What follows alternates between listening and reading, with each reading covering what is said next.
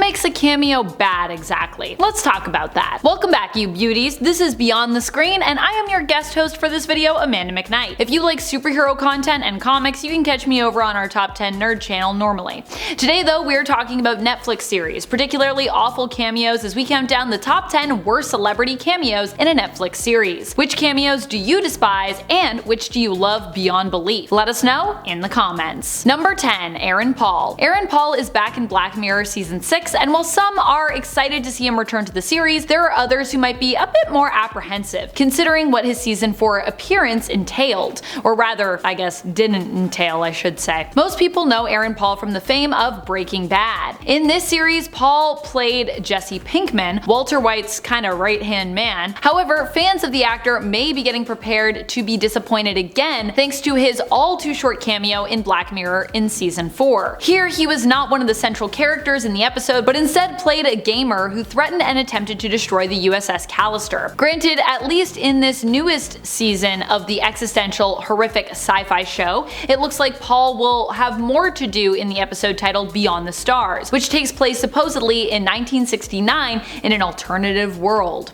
And friends, before I move on to our next spot on this list, if you love what we do here at Beyond the Screen, be sure to let us know by clicking that like button. Number 9. Jeremy Renner. Worse in the way that it is not at all what you might expect from Jeremy Renner, who has become more synonymous with the Marvel Universe thanks to his role as Hawkeye. However, major fans of Renner may actually not be surprised by this one. For me though, it was an interesting one to learn of. Jeremy Renner made a brief cameo in Netflix's Umbrella Academy, but only with his voice? He appears in Season 3, Episode 4, but only through the power of song. He doesn't appear visually, he only appears through audio. House of the Rising Sun is the track he's featured on, as this is actually his cover of the Animals original. I didn't even know that, and he sounds great. But apparently, to fans of his, it would be no surprise to hear his voice on the track, as Jeremy Renner has actually been a musician for years, releasing both original tracks as well as covers and dropping more than one EP. Number 8. Shannon Purser. Okay, so this one is less of a cameo and more of a recurring role, I'll give you.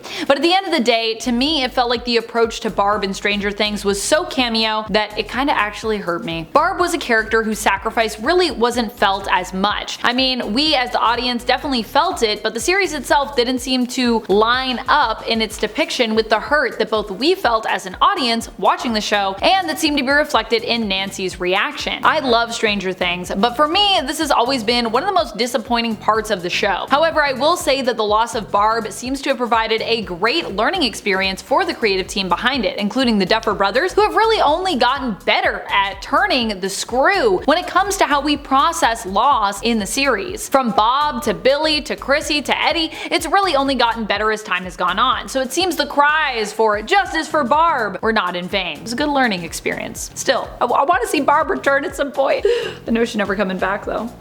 Poor Barb. Number 7. Hoyeon, or as she was formerly known, Hoyeon Jung, is the rising star from Squid Game, who had a cameo role that culminated in one extremely powerful episode about her character. Before scoring this breakout role, Hoyeon was a very successful and in-demand model who traveled the world, doing photo shoots and walking the catwalk for various different brand names including Burberry and Louis Vuitton. When her contract with her modeling agency ended in 2020, she decided to actually take a chance, take some acting lessons and get an agent in Seoul to represent her not as a model but as an actress. The first role she auditioned for was Player 67 in Squid Games, and guess what? She landed it. However, while her performance has been critically acclaimed, there are those that take issue with her appearance in the series, seeing her as distracting from the main cast. Personally, I think she crushed it, and she deserves the praise that she got, especially considering the risk, or the somewhat of a risk she took in changing careers and then just absolutely crushing it. I mean, who does that? That's crazy. Number 6. Elizabeth Lail. Elizabeth Lail plays Guinevere Beck in the Netflix series You,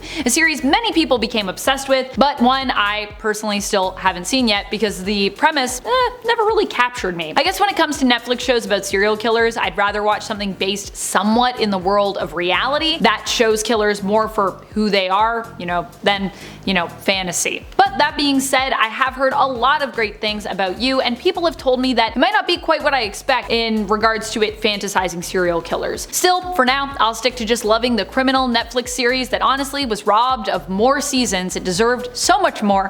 Mindhunters. Still not over it. Elizabeth Lail plays the woman that Joe pursues in Season 1, but she gets a cameo in Season 4, reappearing as one of the ghosts haunting Joe in his mind. However, her return really serves to show us how far we've come from characters that really sparked something more in Joe, simply showing how his current paramour and prey, Kate, doesn't really measure up in the same way. While the cameo is reportedly brilliant, many fans are just left longing for the days of season 1 as a result. Number 5. Gigi Hadid. Honestly, I didn't hate this cameo myself. I think the episode where Gigi Hadid's voiceover appears in the Netflix teen drama comedy series Never Have I Ever kinda makes sense, oddly. But that being said, using voiceovers in general in this way is just kinda weird. Also, if you don't know what I'm talking about, Never Have I Ever has a bunch of voiceovers that are for specific characters where the voices do not match the characters at all. And they make jokes about it, but it's really weird, if I'm being honest. Also, the real reason for Gigi stepping in for Chrissy Teigen in season 2, episode 3, Never Have I Ever opened a textbook, is also pretty tragic. The whole reason this actually had to happen is because Teigen was caught in an online scandal after being called out for kinda once again treating people poorly online and threatening them. So,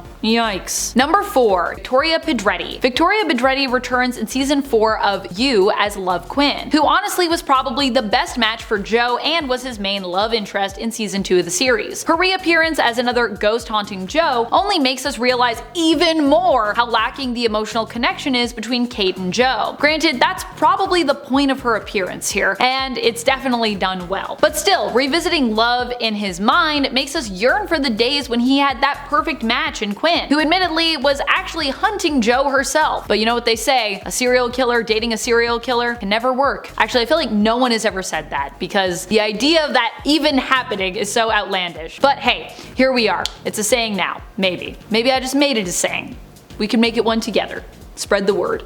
Number 3 is Kirsten Dunst. If you thought Aaron Paul's cameo in Black Mirror was bad, wait until you hear about Kirsten Dunst. She really only appears as a background character and only for a few seconds. In fact, if you blink, you might just miss it. You might be wondering why even use such a big name for literally someone who is relegated to the background and remains unnamed in the episode. Doesn't even have a named character here. The same episode, by the way, that Aaron Paul was in, episode 1 of Black Mirror season 4, USS Callister. Well, when you understand that at the time she and Jesse Plemons, now her husband, were engaged, it kinda makes some more sense. Also, if you haven't seen this episode, Jesse Plemons is a major character in it. Still though, a 3-second background cameo, that's pretty wild. Number 2, Anthony Mackie. Now hear me out, I'm not saying Anthony Mackie is bad, because I actually think he's a great actor, but I would like to point out how his star power and talent were wasted on a series that admittedly was actually pretty great, with his appearance in season 2 even causing the show to become more critically acclaimed. And yet Netflix pulled this show anyways, apparently due to costs versus viewership. Of course, how little viewership there was, we don't really know, as Netflix always tends to be pretty secretive about their numbers anytime they are considered to be subpar. Anthony Mackie took over for Joel Kinnaman as the lead character